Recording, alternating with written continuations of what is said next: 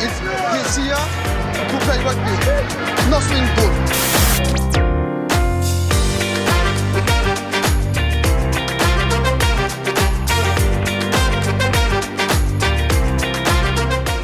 Bonjour à tous et bienvenue dans ce nouvel épisode du Hurrah Rugby. Aujourd'hui on débriefe la 12e journée du top 14.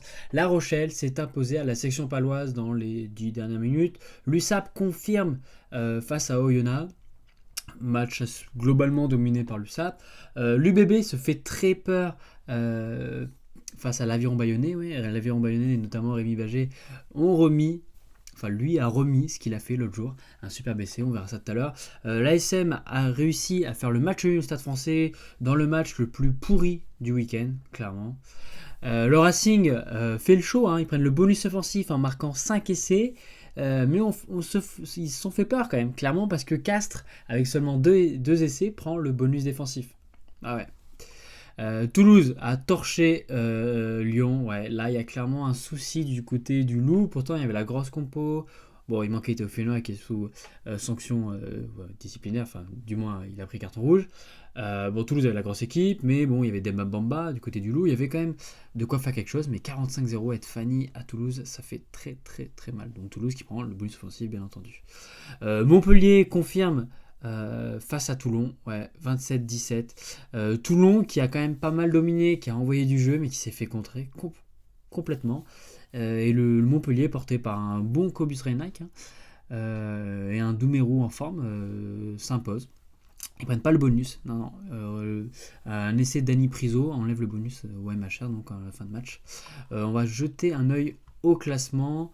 Le Racing et l'UBB toujours en tête. Stade Français, malgré son match nul, reste en tête, mais est quand même rattrapé par Toulouse.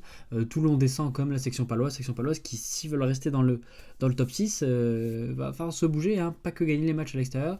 Castres qui remonte, La Rochelle aussi. Clermont qui est déjà lâché avec Bayonne, l'USAP, Oyonnax, le Loup. On voit déjà les équipes qui vont devoir lutter pour le maintien et surtout pour éviter cette place donc de descente assurée, la place qu'occupe le MHR en ce moment.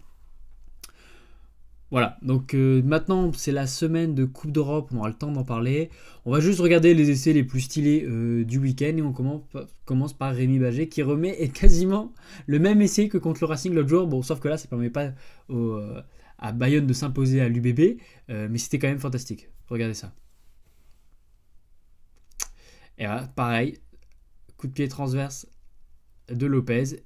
Coup de pied longue ligne de Bagé qui récupère la balle, crochet intérieur, exactement le même essai, mais je vous jure, le même essai que l'autre fois. Je crois qu'il n'en revient pas. Ouais. Enfin bref, tant mieux pour eux. Bon, c'était quand même un gros match de Bayonne qui a envoyé la grosse compo, mais qui ne s'impose pas à l'UBB. Sachant qu'il y avait une belle boulette de Mathieu Jalibert, on peut voir ça. Voilà, alors Lopez qui écarte sur l'aile. Le petit coup de pied de l'ailier de Bayonne, la Bidegaraï, là, je sais plus comment il s'appelle, un nom comme ça. Et on pense que c'est bon, Jalibert va aplatir, mais non, il se foire complètement. Et c'est casquette. Et Bayonne qui se rapproche là, 18 et transformation 10-10 à la suite de cet essai. J'espère qu'il fera pas ça pendant le tournoi. Enfin, franchement, j'espère pas. Bien loupé. Et sinon, l'autre essai pour la 100e de l'Esther-Étienne au Stade Français. Donc sur une contre-attaque de Brad Weber qui était parti d'un contre-rock, Gabriel qui pousse, Zach Henry qui voit bien Jeremy Ward, Foussac et sa charrette n'arrivent pas à rattraper Jeremy Ward qui offre le ballon à l'Esther-Étienne qui n'a plus qu'à aplatir. Bel essai en contre-attaque, mais bon, c'est la seule action assez rugby, vraiment rugby offensif de ce match parce que c'était vraiment pas intéressant. L'ASM qui s'est brûlé les ailes et qui perd en prenant un essai, qui fait match nul en prenant un essai à la 78-79e. D'ailleurs, on a vu un article sur le journal local donc de Clermont là. Qui disait que si les matchs s'arrêtaient à la 78e, Clermont serait actuellement 2e du classement avec 36 points. Bah oui, ils auraient battu Toulon à domicile, l'UBB, et ils auraient gagné ce match à l'extérieur. Bah ouais, ça fait 8 points en plus. Même plus que ça. Ouais. Enfin bref, on va falloir se bouger et comprendre que les matchs, il faut les tenir sur les 80 minutes. Enfin bref, sinon on passe à l'info principale de ce journal. Eh oui. Nous, on est à la pointe du journalisme, et là on va parler d'Owen Farrell. Il est annoncé en étant tout proche de signer au Racing. Le Racing qui a déjà quand même signé Romain Tafuna, Demba Bamba, donc les mecs, les internationaux, Bon, il y a quand même Sia Colissi qui est arrivé là, dont le salaire reste encore un peu flou, mais qui doit avoisiner quand même les 1 million d'euros. C'est pas dégueulasse. Et donc Owen Farrell, 32 ans, 112 sélections, mais de toute façon vous le connaissez, meilleur marqueur de points du 15 de la Rose depuis d'ailleurs cette Coupe du Monde. Et ben peut-être qu'il signerait du côté donc du Racing, alors qu'il avait prolongé il n'y a pas si longtemps que ça à Saracens, donc il y a une année de contrat sûrement à racheter. Bon, il sera bien sûr plus sélectionnable. De ce qu'on avait dit, c'est qu'au début, de ce que dit Midi Olympique, c'est que au début les Saracens voulaient le laisser partir gratuitement. Voilà, il était prêt à le laisser partir gratuitement. En même temps, il ne va pas directement chez un concurrent, à part, bon, oui, sur la Coupe d'Europe. Mais finalement, et ils ont bien vu que le Racing 92, c'est quand même une vache à lait. Ils se sont dit, on va peut-être leur demander de racheter une dernière année de contrat, histoire d'avoir quelques indemnités. Bon, c'est ce qui devrait arriver. On dit que ça n'aurait pas d'impact sur la position d'Antoine Gibert au club qui, lui, a prolongé. Je ne suis pas sûr que ce soit officiel. Puisqu'en fait Owen Farrell serait peut-être repositionné en 12 comme ça a été le cas pas mal de fois donc avec Marcus Smith, donc en style de 5-8e, comme il faisait lui en 10 et Henry Slade en 12, donc peut-être voir ça l'année prochaine à côté de Ficou, ouais, ça aurait vraiment de la gueule. C'est tout proche d'être signé, rien n'est sûr, bon, on va voir. En tout cas, après Arundel, ouais, c'est déjà le deuxième international anglais qui quitte la sélection, quoi.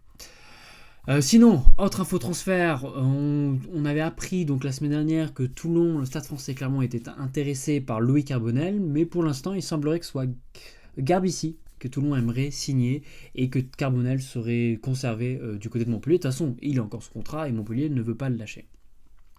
Le Racing serait en passe de signer Romain Couli, donc le jeune espoir lancé par Christophe Furios depuis le début de saison, donc au poste de talonneur.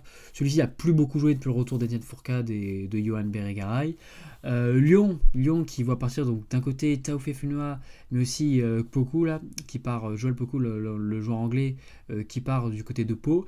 Et ben, ils sont sur la piste de plusieurs joueurs, donc Grossi Touma, un jeune joueur d'Exeter, et Johnny Hill, d'ailleurs un ancien joueur d'Exeter, qui serait prêt d'arriver. Johnny Hill, grosse recrue, le mec avait fait quand même peut-être deux tournois, destination avec l'Angleterre, mais finalement il n'avait pas été sélectionné avec le 15 de la Rose. Steve Borthwick ne l'avait pas pris. Bon, bah, il n'y a pas que lui, Zach Mercer vit la même chose.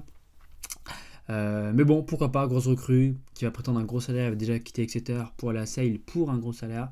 Pas sûr que ce soit la recrue idéale du côté du Loup, mais bon.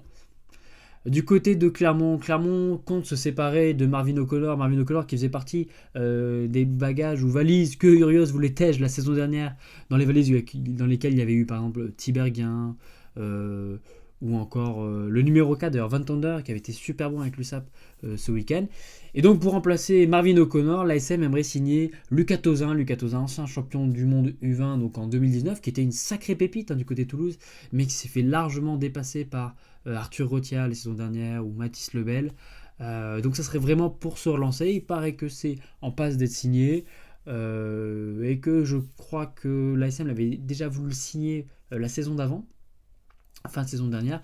Ça s'est pas fait, mais c'est la première recrue des trois quarts donc du côté de Clermont. À voir ce que ça va donner, c'est quand même un mec qui est un peu mitigé. Il a quand même marqué un doublé d'ailleurs contre l'ASM il n'y a pas si longtemps. Il a fait 6 matchs depuis le début de saison, 8 matchs donc 6 comme titulaire. Bon, à voir, ça serait vraiment un pari. Sinon de Perpignan, comme je l'avais dit, Cochard prolonge. Et voilà, c'est un peu tout. Bon, à part ça, Courtney Loz est en discussion avec Provence Rugby.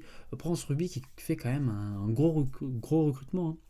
Bon, on sait qu'ils ont commencé à investir pas mal d'argent. Ce serait marrant parce que Courtney Loz, celui qui est mondialement même connu pour avoir découpé Jules Plisson, serait potentiellement son coéquipier la saison prochaine, puisque Jules Plisson a signé à Provence Rugby, et je pense que les supporters clermontois sont contents de le voir quitter l'Auvergne pour aller à Aix-en-Provence.